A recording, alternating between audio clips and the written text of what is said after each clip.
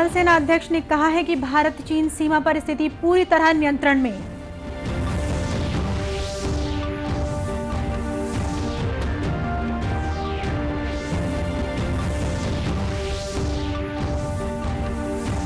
प्रदेश में आज 22 नए कोरोना संक्रमित मरीज मिले। राजनांदगांव में 37 मरीजों को स्वस्थ होने के बाद अस्पताल से दी गई छुट्टी।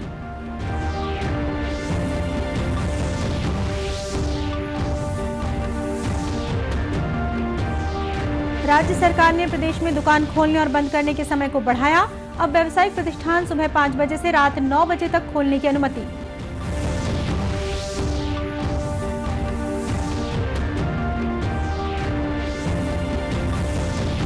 और कल विश्व रक्तदान दिवस, मुख्यमंत्री ने रक्तदान करने की अपील की।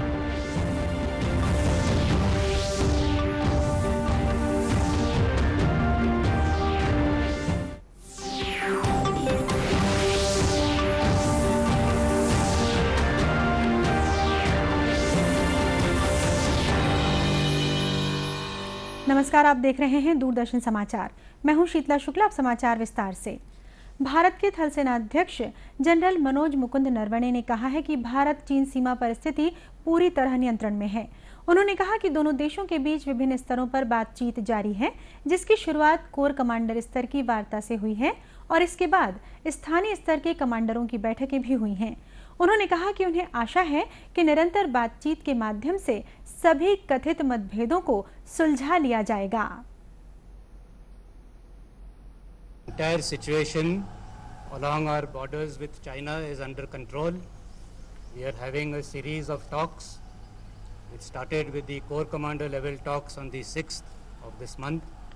This has been followed up by a number of meetings at the local level between commanders of equivalent ranks, and as a result of this, a lot of disengagement has taken place, and we are hopeful that through this continued dialogue that we are having, all perceived differences that we have will be set to rest. As I said right at the beginning, everything is under control.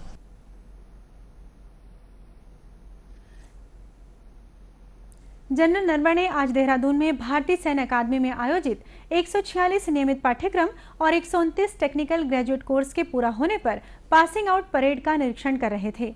उन्होंने media से बातचीत में नेपाल के साथ संबंधों पर कहा कि दोनों देशों के बीच भौगोलिक, सांस्कृतिक, ऐतिहासिक और धार्मिक संबंध हैं। उन्होंने कहा कि नेपाल के साथ हमारे संबंध मजबूत हैं और आगे भी रहेंगे। जम्मू कश्मीर की स्थिति का जिक्र करते उन्होंने कहा कि हमने बीते कुछ दिनों में बड़ी सफलता हासिल की है। उन्होंने बताया कि बीते 2 सप्ताह में 15 आतंकियों को मार गिराया गया है। श्री नरवणे ने कहा कि सेना ने जो भी कार्रवाई की है वो स्थानीय लोगों से प्राप्त सूचनाओं के आधार पर है, जिससे पता चलता है कि वे भी आतंकवाद से तंग आ चुके हैं और सामान्य स्थिति बहाल होते देखना चाहते हैं।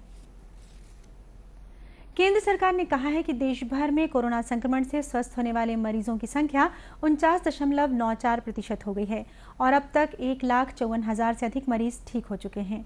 स्वास्थ्य और परिवार कल्याण मंत्रालय ने बताया कि देश भर में बीते 24 घंटों के दौरान 11,458 नए मामले सामने आए हैं। इधर छत्तीसगढ़ में आज 22 नए कोरोना संक्रमित मरीज मिले हैं।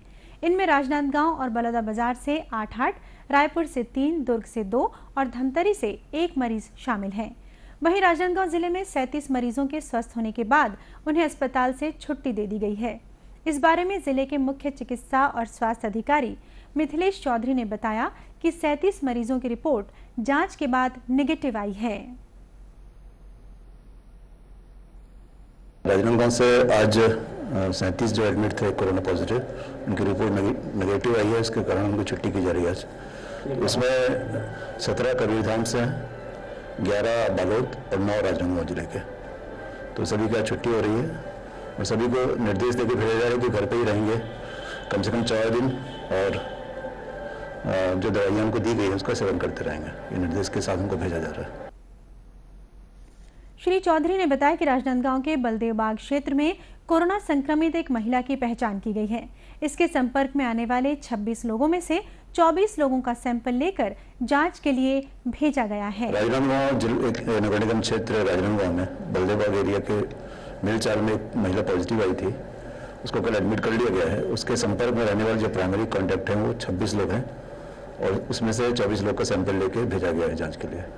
सभी को क्वारंटाइन है और सभी क्वारंटाइन हैं और जैसी रिपोर्ट आएगी उसके बाद फिर जो भी जैसा भी होगा उस पर कार्रवाई की जाएगी। वहीं प्रदेश भर में देर रात तक 79 मरीजों के स्वस्थ होने की खबर है। बलौदाबाजार से सबसे अधिक 41 मरीज स्वस्थ हुए हैं। राज्य सरकार ने प्रदेश में दुकान खोलने और बंद करने की अवधि में वृद्धि की है। अब अनुमति प्राप्त दुकानें, व्यावसायिक और अन्य प्रतिष्ठान सुबह 5 बजे से रात 9 बजे तक खुली रहेंगी। इस संबंध में सामान्य प्रशासन विभाग ने आदेश जारी कर दिया है। गौरतलब है कि इससे पहले सुबह 7 बजे से शाम 7 बजे तक दुकान खोलने की अनुमति दी गई थी। वहीं छात्रों की पढ़ाई को ध्यान में रखते हुए शैक्षणिक संस्थानों में जुलाई से दाखिले की प्रक्रिया शुरू की जाएगी, लेकिन पढ़ाई की शुरुआत केंद्र सरकार के निर्देश और परिस्थितियों को देखते हुए की जाएगी। बसों का संचालन फिलहाल बंद रहेगा। पूर्व की भांति राजनीतिक सभाएं और समारोह स्थगित रहेंगे। कल विश्व रक्तदान दिवस है। इस अवसर पर मुख्यमंत्री भूपेश बघेल ने लोगों से रक्तदान करने की अपील की है। श्री बघेल ने कहा है कि हर साल विश्व स्वास्थ्य संगठन सहित पूरी दुनिया द्वारा रक्तदान को बढ़ावा देने और रक्तदान के प्रति भ्रांतियों को दूर करने के उद्देश्य से 14 जून को विश्व रक्तदान दिवस मनाया जाता है। श्री बघेल ने बताया कि विश्व रक्तदान दिवस 2020 की theme save blood save lives है। आज भी कई देशों में आकस्मिक परिस्थितियों में लोगों को सरलता से रक्त उपलब्ध नहीं हो पाता है। श्री बघेल ने कहा कि सभी प्रकार की आपात स्थितियों, बीमारी, दुर्घटना और प्रसव मामले में जीवन रक्षा के लिए रक्त की जरूरत होती है। मुख्यमंत्री ने कहा कि रक्तदान महादान के महत्व को समझना होगा। श्री बघेल ने कहा है कि रक्त देने में किसी प्रकार का कोई नुकसान नहीं होता है। प्रदेश के नगरीय क्षेत्रों में आवास, व्यवसाय और अन्य प्रयोजन के लिए शासकीय जमीन आसानी से मिल सके, इसके लिए राज्य सरकार ने महत्वपूर्ण निर्णय लिए हैं। इसके तहत केंद्र, राज्य सरकार के विभागों के अलावा निगमों, मंडलों और आयोगों की शासकीय भूमि के आवंटन का अधिकार कलेक्टर को दिया गया है। वहीं 7,500 वर्ग फीट से अधिक शासकीय जमीन के आवंटन और अतिक्रमित शासकीय भूमि के व्यवस्थापन का अधिकार राज्य सरकार को होगा। राज्य सरकार ने भूमि स्वामी या पट्टेदार को भूभाटक की अदायगी के मामले में भी छूट दी है। 15 वर्ष की भूभाटक राशि का एकमुश्त भुगतान करने पर भूमि स्वामी या पट्टेदार को अगले 16वें वर्ष से 30 वर्ष तक के भूभाटक में छूट रहेगी। इसी प्रकार रियायती और गैर रियायती दर पर प्राप्त पट्टों की भूमि को भूमि स्वामी हक में परिवर्तन के लिए निर्धारित मूल्य से 2% अतिरिक्त राशि देनी होगी। लॉकडाउन के दौरान विभिन्न प्रदेशों में अध्ययनरत छात्रों की घर वापसी के लिए केंद्र सरकार द्वारा उठाए गए कदमों की लोगों ने सराहना की है। इन्हीं में से एक भिलाई में रहने वाले अरविंद बनर्जी भी हैं, जिनकी बेटी अनुश्री राजस्थान के कोटा में अध्ययनरत थी, लेकिन लॉकडाउन के बाद इनकी बेटी घर वापस आने में असमर्थ थी। ऐसे में श्री बनर्जी ने प्रधानमंत्री कार्यालय को पत्र लिखकर अपनी बेटी की घर वापसी कराने का आग्रह किया। उनके पत्र पर संज्ञान लेते हुए केंद्र सरकार ने राज्य सरकार से समन्वय कर कोटा में अध्ययनरत छात्रों को उनके घर वापस पहुंचाने की व्यवस्था कराई। अपनी बेटी के घर वापसी से अरविंद बनर्जी काफी खुश हैं। उन्होंने केंद्र सरकार के साथ राज्य सरकार की भी सराहना की है। 8 अप्रैल को एक पीएमओ ऑफिस में अपना ग्रीवेंस लॉन्च कराया, तो उसके बाद में पीएमओ ऑफिस से बड़ा अच्छा रिस्पॉन्स मिला। बिल्कुल सेम डे हमारा ग्रीवेंस रजिस्टर हुआ, किस ऑफिसर को एलोकेट किया वो भी उनका फोन नंबर सहित हमारे पास में आ गया, उसका रजिस्ट्रेशन में तो मिला। इसके बाद में government of Chhattisgarh, government of Rajasthan और PMO office, government of India, तीनों के बहुत अच्छा समन्वय था। वहीं अरविंद बनर्जी की बेटी ने बताया कि लॉकडाउन के बाद जब उनके साथी धीरे धीरे घर जाने लगे, तब उन्होंने अपने पिता को फोन कर घर वापसी के लिए कदम उठाने कहा। हुआ उसके बाद फिर हम लोग को लेने आए और हम लोग यहाँ आए। यहाँ आने के बाद भी हम लोग 7 डेज करीब क्वारंटीन में थे बिलासपुर के जैन इंटरनेशनल स्कूल में। उसके बाद फिर हम लोग 2 वीक्स के लिए होम आइसोलेशन में थे। पापा मम्मी भी घर पे ही थे, दोनों मतलब ऑफिस नहीं जा पा रहे थे और बाई भी नहीं आ रही थी घर पे, तो सब लोग होम आइसोलेशन में सब तरह से ध्यान रख के थे। गौरतलब है कि केंद्र सरकार देश के अलावा विदेशों में फंसे छात्रों और अन्य लोगों को लाने के लिए लगातार कदम उठा रही है। प्रदेश में महिलाएं घर की जिम्मेदारी संभालने के साथ ही अब आर्थिक सहयोग भी करने में आगे आ रही हैं।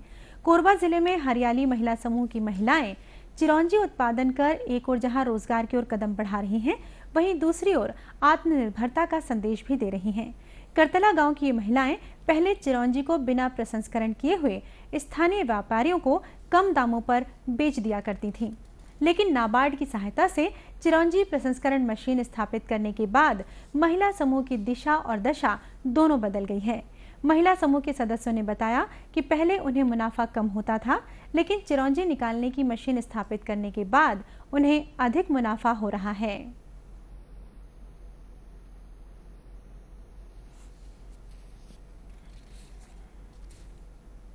अभी पहले हम लोग समूह बना के सिर्फ बचत करते थे।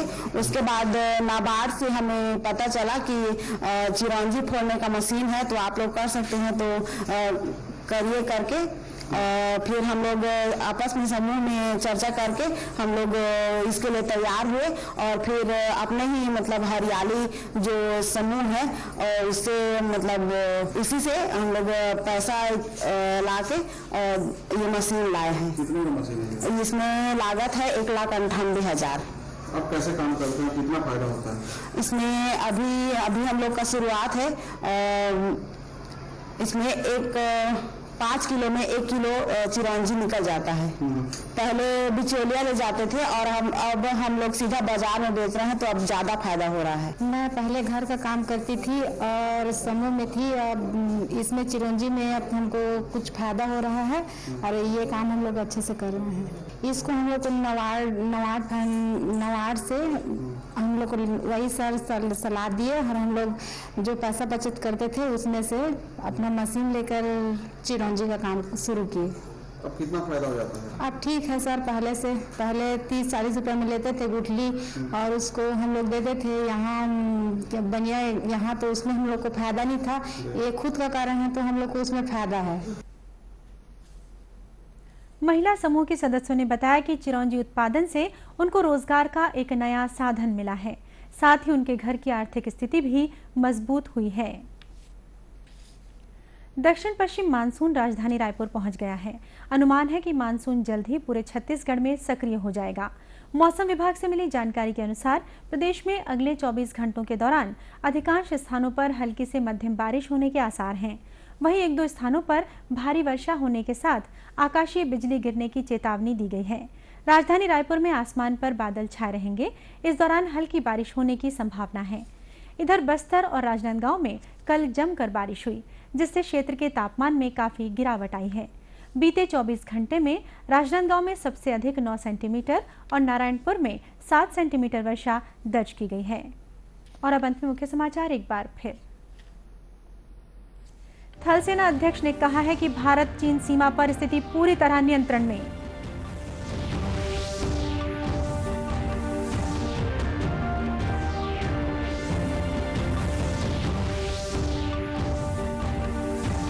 प्रदेश में आज 22 नए कोरोना संक्रमित मरीज मिले। राजनांदगांव में 37 मरीजों को स्वस्थ होने के बाद अस्पताल से दी गई छुट्टी।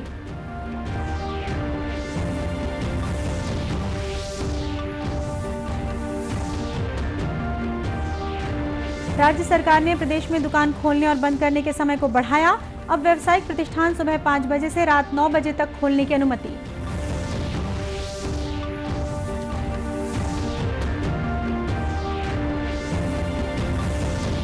और कल विश्व रक्तदान दिवस, मुख्यमंत्री ने रक्तदान करने की अपील की। इसी के साथ ये समाचार बुलेटिन यहीं समाप्त हुआ। नमस्कार।